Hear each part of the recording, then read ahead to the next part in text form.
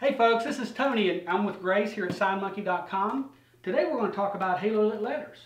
And I really love the look of this halo letter with the metal face and sides and the LEDs coming out of the back. Yeah. This product really, for that elegant look or for that established, I've been in business for 50 years, I'm going to be in business for 50 more, that type of look, that letter succeeds in that situation. I do wonder, in what instance would this not be the right choice for my business? Well, if you're in a situation where it's your primary, only form of advertisement, you have to, I'm not saying it wouldn't work, but you have to be cautious because the only way that this illuminates is with the halo.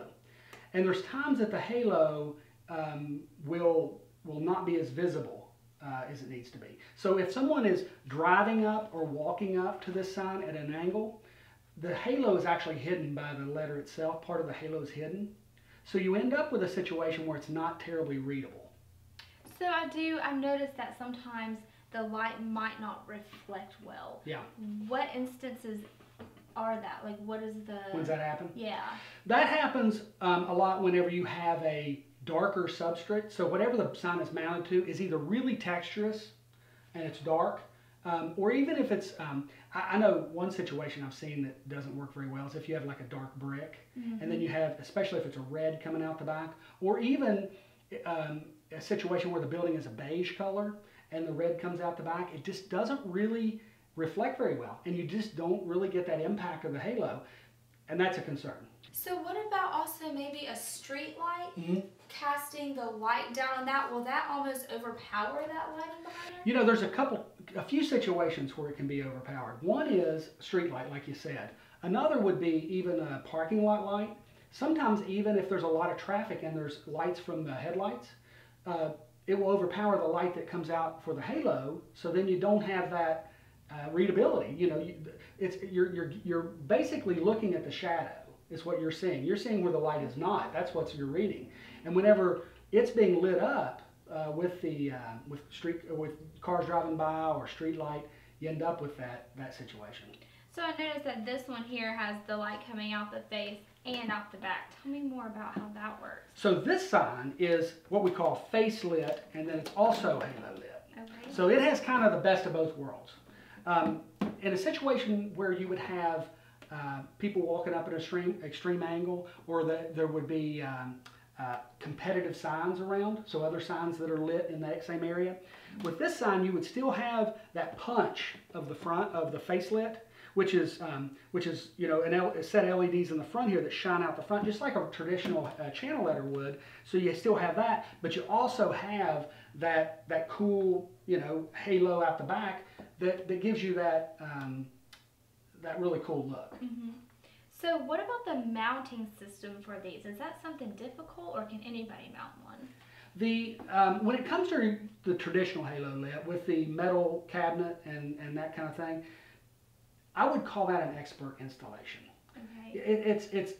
It's going to be more difficult. It's one of the more difficult signs to install, especially if you have a substrate that has any kind of texture to it, and it's a tough one to install. It's also, believe it or not, it's one of the ones that you really have to know what you're doing when you're designing and buying that type of sign. Just so you don't run into the situation where you have a textured background and it's not lighting well, because once you're there, you're there. You've got your sign and it's installed. I mean, and if it doesn't work, it doesn't work.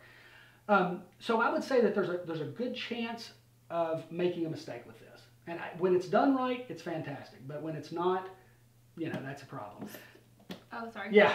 So this sign, it has, with it being lit out the front and the back, it's pretty much always going to be successful. You're going to have you're going to have the cool halo, but yet you always have the readability.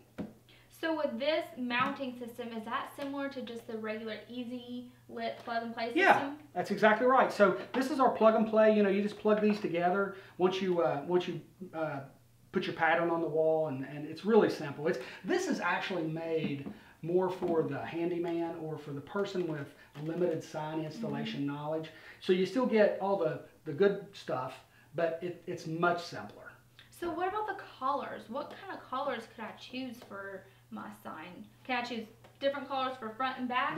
Yep. So you can have You could have, since it's independent LEDs that shine in the front and the back of the sign, you could have white in the front, purple in the back, red in the front, white in the back. You could do any combination you want. Sort of like that one behind us there. Oh yeah, the T back here actually has a purple background, or a purple halo with it. So that's kind of cool. So basically they're both awesome products. Mm-hmm. It's just a matter of what circumstance you're in for which one would benefit you most. Yeah, what your application is, what is your goal? Is it your primary marketing, or is it more complementary signage, or that type of thing? And what kind of an installation do you have? What kind of structure are you going to put it on? So if you'd like to learn more about halo lit signs or just signs in general, give us a call here at SignMonkey and we would be glad to help you out.